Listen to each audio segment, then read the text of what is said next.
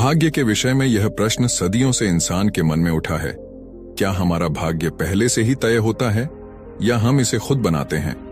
कई दार्शनिकों और धर्मों के विचार अलग अलग हो सकते हैं, लेकिन यह जीवन का एक महत्वपूर्ण प्रश्न है जिसे हर व्यक्ति अपने अनुभवों और विश्वासों के आधार पर समझता है। तो आइए बढ़ते हैं आज की इस कहानी की। और मगध राज्य के एक छोटे से गांव में वसुदेव नाम का एक साधारण किसान रहता था। वसुदेव एक मेहनती और ईमानदार व्यक्ति था, लेकिन उसका जीवन कष्टों से भरा हुआ था। उसकी जिंदगी में समस्याओं की कोई कमी नहीं थी। कभी फसलें बर्बाद हो जाती थीं, कभी परिवार में कोई बीमार पड़ जाता था। उसकी पत्नी मणि भी सदैव बीमार रहती और उसके 2 बच्चे भी कमजोर और बीमार थे। वसुदेव के पास खेती के अलावा कोई अन्य साधन नहीं था, लेकिन खेती भी उसके लिए एक कठिनाई बन चुकी थी। हर दिन सुबह उठकर वसुदेव खेत में जाता, कड़ी मेहनत करता, लेकिन उसकी मेहनत का फल उसे नहीं मिल पाता। गांव के लोग हमेशा कहते, यह सब तुम्हारे भाग्य का खेल है, तुम्हारी किस्मत में यही लिखा है और कोई भी इसे बदल नहीं सकता। ये शब्द सुन सुनकर वसुदेव के मन में गहरी निराशा भर गई थी। वह हमेशा सोचता, क्या सच में मेरा भाग्य पहले से तय है? क्या मैं इसे बदलने के लिए कुछ नहीं कर सकता? अगर मेरे जीवन में पहले से ही यह कष्ट लिखा है, तो मेरी मेहनत का क्या मतलब है? वसुदेव का यह सवाल उसकी जिंदगी में एक बड़ा मोड़ लाने वाला था। हर रात जब वह सोता, तो उसके मन में यह विचार आते कि अगर उसका भाग्य पहले से लिखा हुआ है, तो उसकी मेहनत का कोई मतलब नहीं है। उसे लगता कि शायद वह किसी अदृश्य शक्ति के अधीन है, जो उसके जीवन को नियंत्रित कर रही है। वह अपने जीवन के दुखों को लेकर परेशान था और इसे बदलने का कोई तरीका उसे नहीं सूझ रहा था। वसुदेव के भीतर एक ज्वलंत इच्छा थी कि वह अपने जीवन का उत्तर खोजे। उसने सुना था कि भगवान बुद्ध महान ज्ञान के स्वामी हैं और वे इस तरह के सवालों के उत्तर दे सकते हैं। गांव के एक बुजुर्ग ने उसे बताया था कि बुद्ध इन दिनों पास के जंगल में तपस्या कर रहे हैं और लोगों को उनके जीवन के जटिल सवालों का समाधान दे रहे हैं। वसुदेव ने अपनी पत्नी मणि से कहा, मैं भगवान बुद्ध से मिलना चाहता हूं। मैं जानना चाहता हूं कि क्या मेरा भाग्य पहले से तय है या मैं इसे बदल सकता हूं। मणि ने भी उसे समर्थन दिया, क्योंकि वह जानती थी कि वसुदेव इस सवाल को लेकर अत्यधिक चिंतित था और इसका उत्तर उसे मानसिक शांति प्रदान कर सकता है। अगली सुबह वसुदेव ने यात्रा पर निकलने का निर्णय लिया।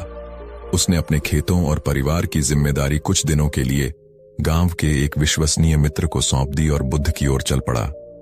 उसकी यात्रा लंबी और कठिन थी, लेकिन उसके मन में यह दृढ़ संकल्प था कि वह अपने सवाल का उत्तर पाएगा। वसुदेव की यह यात्रा सरल नहीं थी।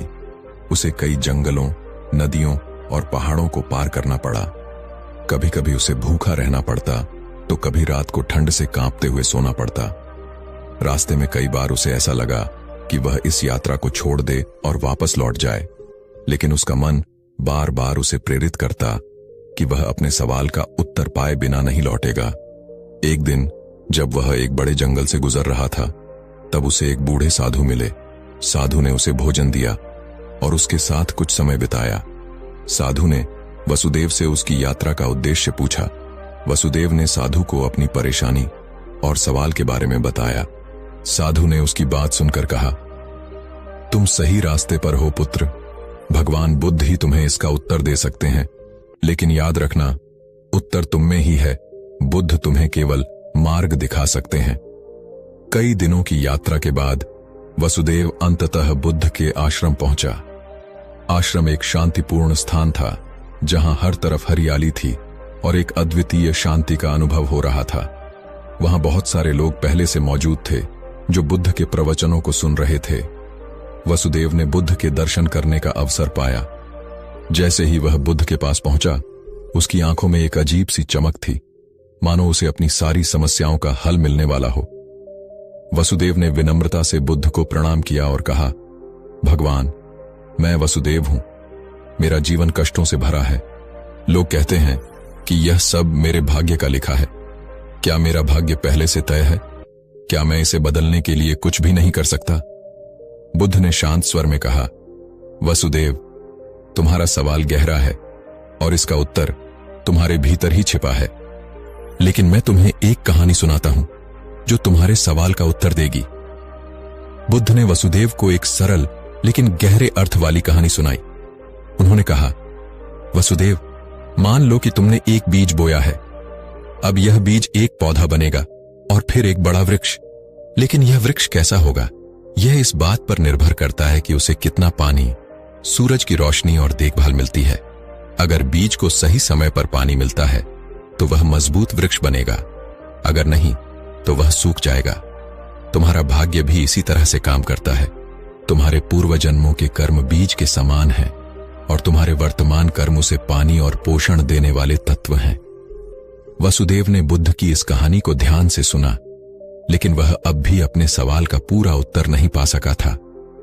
उसने सोचा कि क्या उसके कर्म वास्तव में उसका भाग्य बदल सकते हैं। वसुदेव के सवाल के उत्तर को और अधिक स्पष्ट करते हुए बुद्ध ने कहा, भाग्य और कर्म एक दूसरे से जुड़े हुए हैं। भाग्य वह है जो तुम्हारे पिछले कर्मों का परिणाम है, लेकिन याद रखना, यह पत्थर की लकीर नहीं है। तुम्हारे वर्तमान कर्म तुम्हारे भविष्य का निर्माण कर सकते हैं।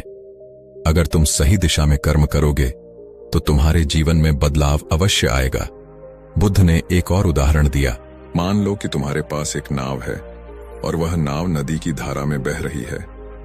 तुम्हारा भाग्य उस धारा के समान है जो तुम्हें एक दिशा में ले जा रही है, लेकिन तुम्हारे पास चप्पू हैं और तुम्हारे कर्म वे चप्पू हैं जो तुम्हें धारा के विपरीत दिशा में भी ले जा सकते हैं। वसुदेव अब कुछ हद तक समझ चुका था कि कर्म और भाग्य कैसे आपस में जुड़े हुए हैं, लेकिन उसके मन में अब एक और सवाल उभर रहा था। उसने बुद्ध से पूछा, भगवान, अगर कर्म ही हमारा भाग्य बनाते हैं तो क्या इसका मतलब यह है कि जो भी मेरे साथ अभी हो रहा है वह मेरे पूर्व कर्मों का ही फल है? और अगर मैं आज से अच्छे कर्म करना शुरू कर दूं तो क्या इससे मेरा भाग्य तुरंत बदल जाएगा? बुद्ध मुस्कुराए और उत्तर दिया, वसुदेव, यह महत्वपूर्ण है कि तुम वर्तमान के महत्व को समझो। तुम्हारा वर्तमान कर्म तुम्हारे भविष्य को गढ़ता है, लेकिन यह प्रक्रिया धीरे धीरे होती है। जैसे एक बीज से वृक्ष बनने में समय लगता है, तुम्हारे पिछले कर्मों के परिणाम को बदलने के लिए धैर्य और निरंतरता की आवश्यकता होती है। यह मत सोचो कि तुम्हारे जीवन में बदलाव तुरंत आ जाएगा। सही कर्म करने से जीवन की दिशा अवश्य बदलती है, लेकिन उसका फल धीरे धीरे आता है। फिर बुद्ध ने एक और कहानी सुनाई। एक किसान ने अपने खेत में बीज बोए। पहले साल बारिश न होने के कारण फसलें नहीं उग पाईं। किसान निराश हो गया और सोचा कि यह उसका भाग्य है, लेकिन उसने हार नहीं मानी।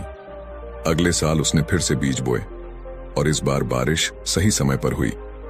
उसकी मेहनत रंग लाई और उसे अच्छी फसल मिली। किसान का यह अनुभव दिखाता है कि कर्म लगातार करना होता है, भले ही उसका फल तुरंत न मिले। वसुदेव के मन में अब भी यह सवाल बना हुआ था कि क्या अतीत के कर्मों को पूरी तरह से बदला जा सकता है।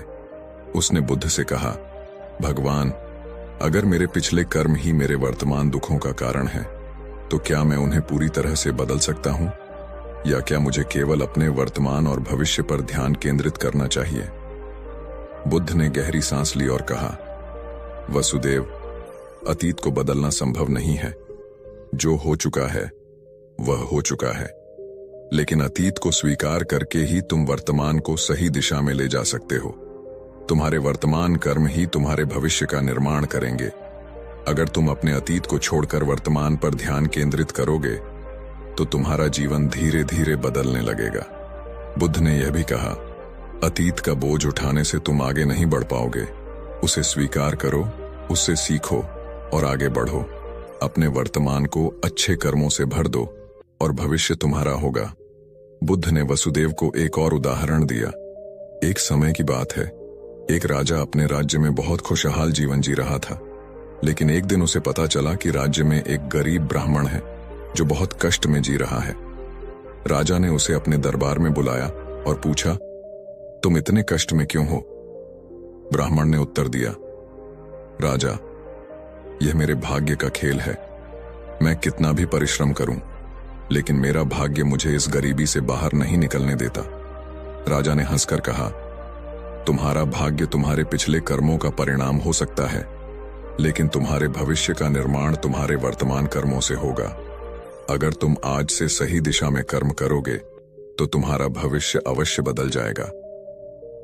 राजा ने ब्राह्मण को कुछ मदद दी और उसे अपने जीवन में अच्छे कर्म करने के लिए प्रेरित किया। धीरे धीरे ब्राह्मण ने मेहनत करनी शुरू की और कुछ सालों के बाद उसका जीवन पूरी तरह बदल गया। वह गरीबी से बाहर आ गया और एक समृद्ध जीवन जीने लगा। बुद्ध की बातों ने वसुदेव के मन में एक नई रोशनी जगा दी। उसने महसूस किया कि भाग्य कोई ऐसी चीज नहीं है जो स्थायी हो और जिसे बदला ना जा सके। यह उसके कर्मों का परिणाम था, और अगर वह अपने कर्मों में बदलाव करेगा तो उसका जीवन भी बदल सकता है। वसुदेव अब समझ चुका था कि उसे अपने अतीत के कर्मों को स्वीकार करना होगा और अपने वर्तमान पर ध्यान केंद्रित करना होगा।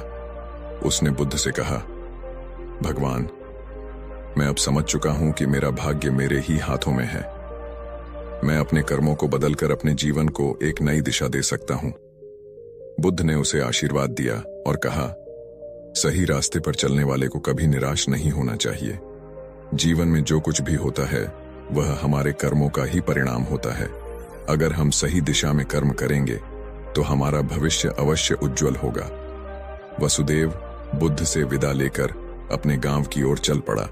अब उसके मन में एक नई ऊर्जा थी और उसे यह विश्वास हो चुका था कि उसके जीवन में जो भी कष्ट हैं वे उसके अतीत के कर्मों का फल हैं, लेकिन वह अपने कर्मों से अपने भविष्य को बदल सकता है। गांव में लौटकर वसुदेव ने अपने जीवन में बदलाव की शुरुआत की। उसने खेती में और भी अधिक मेहनत की, अपने परिवार के प्रति और भी अधिक जिम्मेदारी से पेश आया और अपने व्यवहार में संयम और धैर्य को अपनाया। धीरे धीरे उसके जीवन में सकारात्मक बदलाव आने लगे।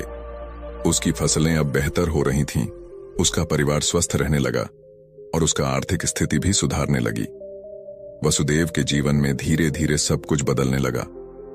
उसकी मेहनत और सही कर्मों का फल उसे मिलना शुरू हो गया।